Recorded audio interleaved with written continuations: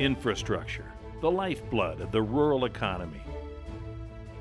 Electricity to power homes, commerce, and industry. Water to nourish both animals and people. Communications that link the residents of rural America to each other and the global marketplace. These essential services are bridging the gap between rural and urban America. The rural economy is the base for all of the economy. It has the agriculture, it has fishing, it has timber, it has mining, it has energy. This is the basis of any true economy. And without infrastructure, none of those businesses could exist in the form they are today. Today, most people take the convenience of modern infrastructure for granted. But longtime residents of rural America can still remember what life was like without it. Back in the 1930s, before electricity was available, life was extremely hard here. Being a farming community, they were up at sunrise, worked till sunset. Everything was manual. It's hard for us to kind of picture that, I think, today. Our well was a hard water well. It was 375 feet deep. The water was so hard it would nearly stand without a glass.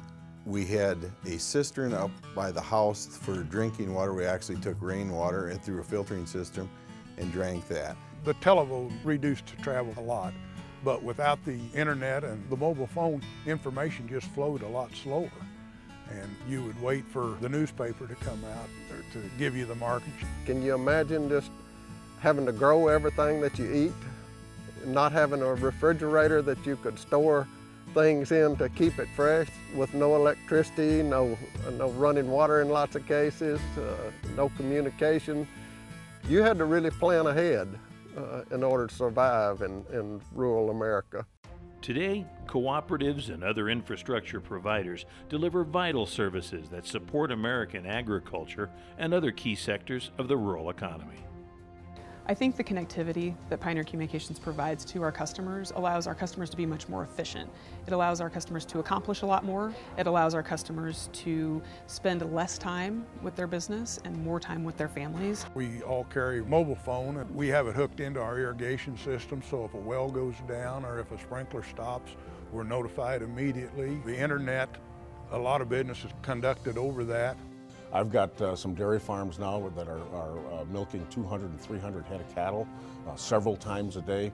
Impossible without electricity. There's documented proof that in certain areas where the quality of the water, the prior quality of the water had been bad, where when you bring in rural water, the livestock gains pounds per day has increased. And in the hog operations, feeder pigs, the small pigs, are real susceptible to disease and fevers and things like that. Once they've gone on rural water, you decrease the mortality rate, you increase the production rate, you decrease the length of time that it takes for those hogs to get to market. Infrastructure is absolutely vital for the growth of businesses. The kinds of efficiencies gains that are being generated by our customers is really quite dramatic and is completely transformed the productivity levels in their agricultural economy. It's not just business that is supported by infrastructure, it's also people.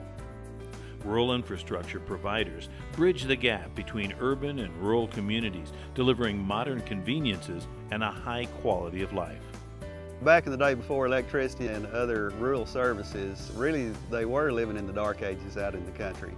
And the folks in the city had a big advantage over us in that aspect. Now we're part of the small world instead of on the outside looking in. I think rural infrastructure has done a really great job of providing the same opportunities in rural America that you find in urban America. If you've got a young person who's considering a career in agriculture, he's going to want to have the same quality of life that someone in the city does today. When people have access to clean water, dependable and reliable power, and strong communication systems and broadband, they are able to get the same type of lifestyle they would have if they lived in an urban environment. Rural infrastructure providers are investing heavily in the future. They are upgrading facilities and launching new products and services in order to better serve their customers and remain competitive in the market. We've made a pretty significant investment in system automation. And now when there's an outage, something happens, a tree falls, a car hits a pole, whatever it may be, these devices actually talk to each other today, and they reroute power automatically. So if we have an outage that may take 1,000 people it put them in the dark.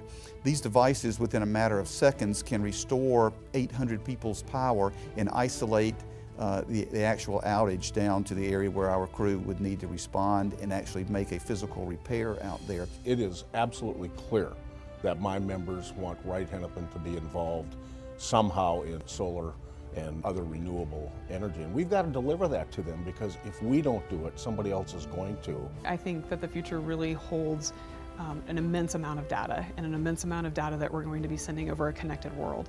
So what we're really looking to do here at Pioneer is build the backbone necessary, and we have to have the quality of service that our customers frankly have come to expect and depend on.